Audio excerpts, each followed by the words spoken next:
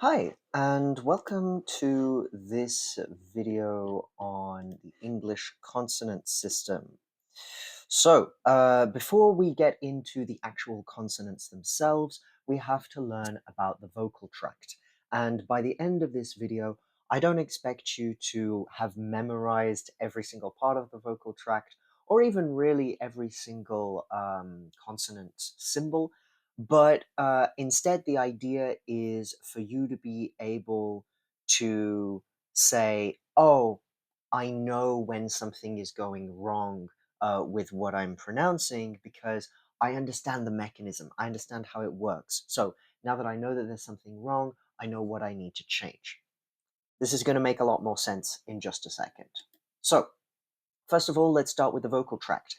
We begin down here with the vocal folds. Okay, so you've got the right vocal fold and the left vocal fold. And if you just put your hand on your throat like this and you go ah, you should be able to feel some vibration. Those are the vocal folds vibrating together. And they're in this kind of orangey sort of color because they are muscles. Okay, whereas there are other things within the vocal cavity that aren't muscles. By the way, these vocal folds are in the trachea, so that's your windpipe going down into the lungs, and over here we have the esophagus. All right, next up, oh, and maybe I should say, you don't need to be vibrating your vocal folds to speak. You can speak entirely without vibrating them, but then it comes out as a whisper, right?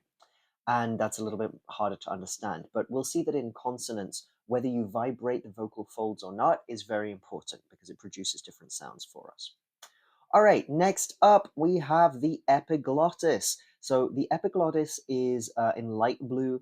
It's cartilage. It's this little piece of cartilage that protects your trachea from food when it's going down, so it can sort of like flip and seal off the windpipe. That's why it's a good idea not to talk when you're eating, otherwise you might choke.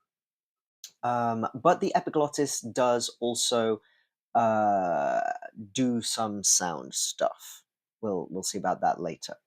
All right, next, moving up here, this space is called the pharynx, and above the pharynx we have the velum, or the soft palate. And although this is shown in blue on the diagram, this is also a piece of muscle because it can move.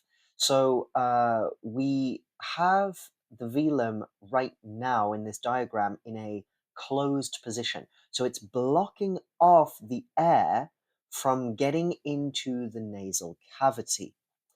But it doesn't always do that. Notably, when you have nasal consonants in English or nasal vowels in other languages, like in French, for example, we have un, maybe un as well, if you're from the south. Uh, in those nasal sounds, the velum will be opened to allow the air to resonate. We'll have a look at exactly what that means when I go through the consonants themselves. All right, after the velum, we do have the hard palate. This is made of bone. And if you feel with your tongue, as you go from like the middle of your mouth to the front of your mouth, you'll feel a sort of lump here. It's not very well shown on this diagram, but there is something called the alveolar ridge. So if you run your tongue from the top of your mouth to the front, you should feel a bump before you hit your teeth. That's the alveolar ridge, a very important place of articulation in the mouth. Okay, continuing through the oral cavity, we have the upper teeth, we have the upper lip, the lower lip, and the lower teeth. Um, these are all extremely important in articulation as well. Then coming down here, we have the jaw.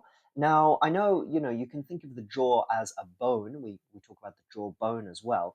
But I've put it in orange here because I really want you to think about the muscles of the jaw and the fact that in order to speak, you have to open your jaw. Now, this is important for certain consonants, but it's even more important for vowels, right? Because where your tongue can move in your mouth, how much space you have in your mouth to move, depends on how open your jaw is. So it's important to be able to open your jaw. And of course, the most important muscle of the whole thing, we have the tongue. Now, the tongue right now, you can see it's pushed to the front of the mouth between the teeth, like this. And we'll see what sound that makes, but it can go anywhere. The tip can come up here to the alveolar ridge. The back of the tongue here can move up towards the hard palate or towards the velum. So we can do a lot of different things and make a lot of different sounds with this extremely important muscle. Okay, so nasal cavity, oral cavity, vocal folds, velum, tongue, lips, jaw. These are the most important parts of the vocal tract, along with, of course, the bones that don't really move, and the epiglottis. All right, now, our first sound, our first consonant of the English language. Actually, all right, before the consonants, here is what we call the vowel quadrilateral. It's the space in which you produce vowel sounds. We're not going to look at vowels in this video, but just so you know, this is where we're producing the vowels. So you can see it's quite a small space inside the mouth. All right, our first sound is mm. So I've put it in a triangle to sort of symbolize the fact that we need the nasal cavity to be open to the air in order for it to resonate. Yeah, m. You know it, you love it, you got it in French. And then we also have p and b. So I've put these in red because they are plosives. They're a sound that you articulate in a way that very quickly releases air. We have lots of different types of plosives in English, so that's why they're in red. And then the p is in gray because it is voiceless. All right, there's no vibration of the vocal folds, whereas the b is in white because there is vibration, and the m has vibration too. And in fact, let's try something out. So I want you to put one hand on your nose and the other hand on your throat. So if you just go, you should feel that there are no vibrations happening. Then, if you go b, b, b, b, you should feel that there are vibrations happening in the vocal folds, but not along the bridge of your nose. You shouldn't be able to feel any vibrations there. But then, if you say mm, mm, you should be able to feel vibrations, very small ones, in the bridge of your nose because the air is resonating through that nasal cavity. Moving on, another vowel that we use both of our lips for is w. W. Now, I've put this in a dotted line because it's what we call an approximant. That is to say that there are no two articulators that actually touch. If you look at my lips with m and p and b, you can see that my lips touch. There is contact. But with an approximant, there is no contact. W, w, w. There's still that space between the lips. We have four approximants total, so 3 other approximants in the English language, which we'll get to. But w is also a little bit weird because it does involve the tongue. The tongue moves back like this when you articulate w. If you do that, w, w. You can feel your tongue contracting towards the back of your mouth, whereas you don't feel that with p and b, b, m, m, m. Your tongue's pretty chill, pretty relaxed for those. Okay, so those are the sounds that we make mainly with our lips. Then we have f and v, which we make by pushing air between the top teeth, the upper teeth, and the bottom lip. v, and I've put tiny little dots around them to show that these are fricatives. Okay, we call certain consonants fricatives because there's a lot of turbulence in the airflow, and it is the quality of that turbulence which distinguishes these different sounds. Some have a more laminar airflow, some have a more turbulent airflow. And it is really these different types of airflows that we can learn to distinguish. So, f and v. Then we have the th sounds, which you're going to learn about in more detail in another video. So first we have f and v. The only difference between them, of course, like with f and v, and like with p and b, being the vocal fold vibration. And as you can see, this is the sound that this diagram is producing, right? Or this diagram is meant to be symbolizing, where the tongue is truly between the teeth. So that's it's actually a very rare sound across all languages of the world. It does exist in one other very popular language, which is Arabic. Um, Also in Iberian Spanish, or well, we don't have the in Iberian Spanish, but we do have the th. But overall, it's a fairly rare sound, fairly rare set of sounds. Okay, so moving on to n, n, n, n, n. Again, n, n, n. You should be able to feel some vibration in the nasal cavity because it is a nasal consonant and your velum is going to be open to allow airflow through there. Then we have two more plosives, t and d. Okay, t and d. We have those in French, not too difficult. And we also have some fricatives pronounced along the alveolar ridge, s and z. Again, we got those in French. Now, for some approximates, we have r, r. And I think I put R in a square box because that's really how people categorize this R. But I do want to draw your attention to something that's happening with my lips, which is they're kind of rounded, a little bit like the W sound, right? So R. And if I try to do this sound while stretching my lips out, R, R, it's not quite the same. So if you're having trouble with the R sound, try rounding your lips. It might help you out. And then the other approximant that we have here is L, the lateral approximant. You'll notice that there my lips are quite wide, and of course the tongue is fairly flat. L, L. But for all of these, we have some contact with the alveolar ridge, whether that's very, very pronounced or a little bit less with the approximates. Okay, moving slightly further back to the post-alveolar section of the palate, we have sh and zh. Now, these two sounds both exist in French, so again, not too difficult. But I will note that the difficulty with producing English consonants is not so much in the articulation, either the place of articulation or the manner of articulation, which are fairly simple, but the fact that the spellings of words are so inconsistent.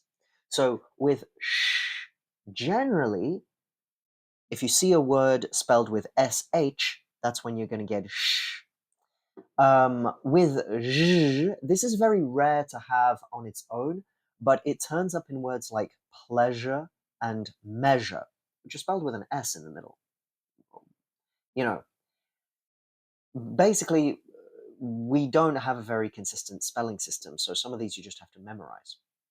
And then beyond these two post-alveolar fricatives, we have some double articulations. So these are ch and j. And so these are a sort of combination of the plosive t with the fricative sh. So t, sh, ch, ch, and the plosive d with the fricative zh, d, zh, dzh, dzh. They're not too difficult, but again, spelling is tricky. Ch is generally represented by a CH, but it can also be represented by a TCH. And unfortunately, CH can also represent different sounds. More rarely, but sometimes if the word is directly borrowed from French, it will represent a sh sound, like in the word machine. It can also represent a k sound if the word is of Celtic or Germanic origin. Sorry, not Germanic, Greek origin. So, for example, we have a loch, which is a type of lake, like with the Loch Ness monster, right? Loch Ness is a lake. And then we have Greek words like chaos, right? That's a CH at the beginning, but it's pronounced k. J, the sound j is a little bit more consistent. It's usually represented by the letter J at the beginning of a word or in the middle of a word, and the letters D, G, E at the end of a word. So, like in the word judge, right? It's the same thing at the beginning and at the end. Okay, after these double articulations, we have this